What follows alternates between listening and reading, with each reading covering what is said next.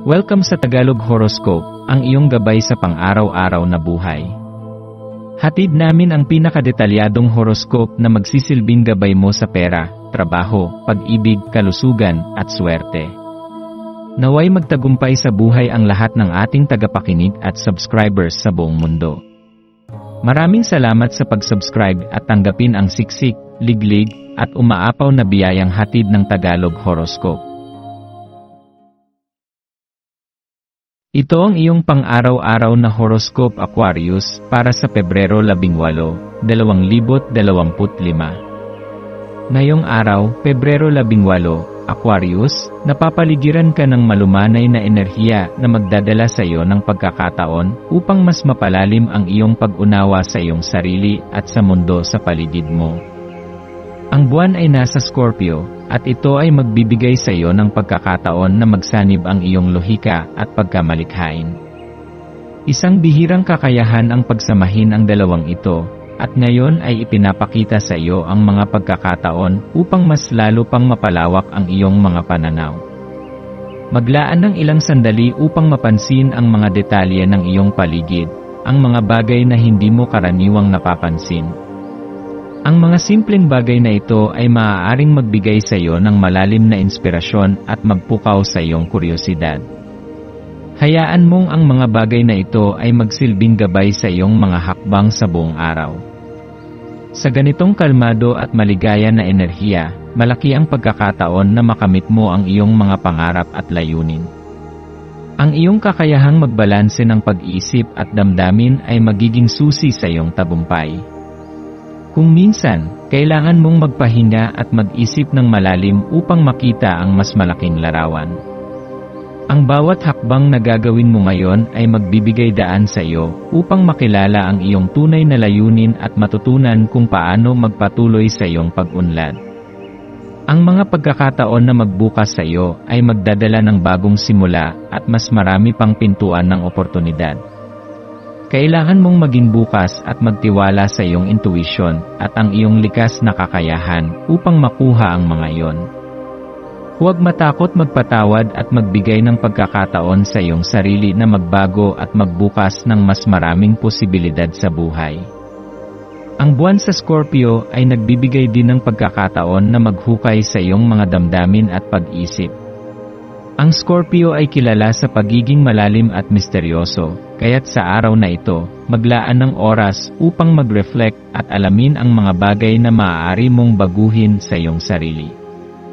Huwag matakot na tanungin ang iyong sarili ng malalalim na tanong tungkol sa iyong mga relasyon, ang iyong mga layunin sa buhay, at kung paano mo nais magpatuloy. May mga bagay na maaaring itinatago mo sa iyong sarili, mga emosyon na hindi mo pa natutuklasan, at ito ay magiging isang mahalagang pagkakataon upang maunawaan at maproseso ang mga iyon. Maaaring may mga bagay na hindi mo pa nasusuri ng buo, at sa ngayon, ang pagkakataong mag-reflect ay magdadala sa iyo ng mas malalim na kaalaman tungkol sa iyong sarili. Isa pang mahalagang aspeto ng araw na ito ay ang iyong kakayahang magbuo ng koneksyon sa mga tao sa paligid mo. Hindi lang ito tungkol sa pagkakaroon ng bagong kaibigan, kundi tungkol sa mga lumang koneksyon na maaaring magbigay sa iyo ng mga insight at gabay. Ang mga dating kaibigan na muling magbabalik sa iyong buhay ay magdadala sa iyo ng mga alaala at inspirasyon na magpapalakas sa iyong pananaw sa buhay. Sa panahon ng pagninilay at introspeksyon, maaari mong ma-reconnect ang iyong sarili sa mga taong may malaking bahagi sa iyong mga pinagmulan at maaaring magbigay sa iyo ng lakas upang magpatuloy. Bawat koneksyon ay may kahulugan at nagsisilbing paalala na ang bawat tao sa iyong buhay ay may bahagi sa iyong paglalakbay. Mahalaga rin na maglaan ka ng oras upang tingnan ang mga aspeto ng iyong sarili na maaaring hindi mo paganap na naiintindihan. Ang Scorpio ay nag-aanyaya sa iyo upang mag-isip ng mas malalim at tuklasin ang iyong mga motibasyon, ang mga bagay na nagpapalakas sa iyo at nagiging dahilan ng iyong mga desisyon. Hayaan mong magdaloy ang iyong mga damdamin at intuition, at gamitin ito bilang gabay sa mga susunod mong hakbang. Sa bawat hakbang na ginagawa mo, matutunan mong tanggapin ang mga aspeto ng iyong sarili na nangangailangan ng pagbabago at paglago. Ang pagninilay na ito ay makakatulong upang mapalawak ang iyong pananaw sa iyong mga pangarap at layunin, at mas madali mong makikita ang iyong tunay na kakayahan.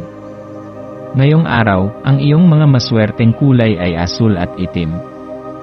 Ang asul ay simbolo ng kapayapaan, komunikasyon, at kalinawan ng pag-isip. Ang itim naman ay nagrerepresenta ng lakas at misteryo, na tumutulong sa iyo upang magbigay pansin sa iyong mga intuisyon at mas malalim na kaalaman. Subukang magsuot ng asul o itim o magsaliksik ng mga bagay na may kulay na ito sa iyong paligid. Makakatulong ito sa pag-clear ng iyong isipan at pagpapalawak ng iyong pananaw. Ang iyong maswerteng numero ngayon ay 1, 3, at 7. Ang numero 1 ay kumakatawan sa mga bagong simula at mga pagkakataon na magbukas ng bagong landas. Ang 3 ay nagdadala ng harmonya at balanse sa iyong buhay, at ang 7 numero ay nagpapakita ng espiritual na pag-unlad at pagninilay. Kapag ginamit mo ang mga numerong ito sa mga desisyon at hakbang na iyong gagawin, mas mapapalakas ang iyong pagkakaroon ng positibong pananaw at tagumpay. Ang maswerteng gawain para sa araw na ito ay ang maglaan ng oras para sa sarili, mag-reflect, at magsimula ng mga proyekto na magpapalakas sa iyong kaluluwa. Baka ito na ang tamang panahon upang magsimula ng isang proyekto na matagal mo nang nais simulan. Kung may mga pangarap kang nais matupad, hayaan mong magsimula sa mga hakbang na magbibigay sa iyo ng kasiyahan at fulfillment.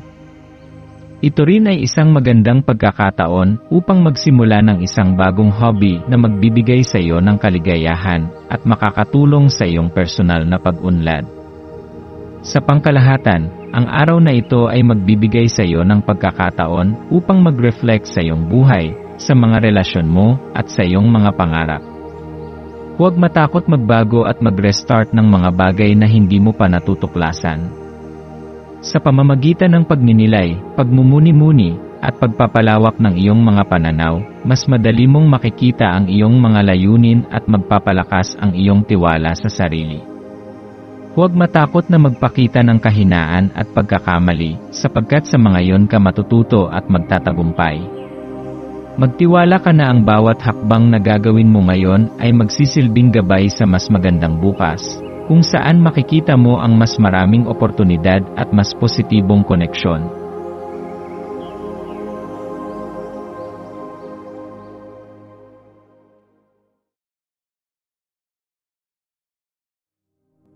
Tayo ay magkaroon ng kaunting sandali upang ipagdasal ang lahat ng mga dalangin ng ating mga subscribers, na sana'y matamo nila ang kanilang mga pinapangarap sa buhay, magandang trabaho, mabuting kalusugan, payapa at masayang pamumuhay, at siksik, liglig, at umaapaw na biyaya at kayamanan.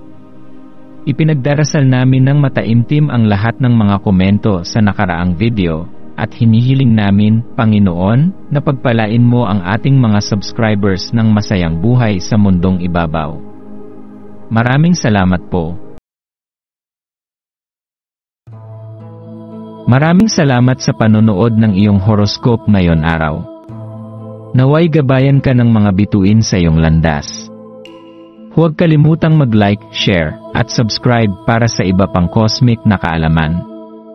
Hanggang sa muli, manatiling konektado sa universo,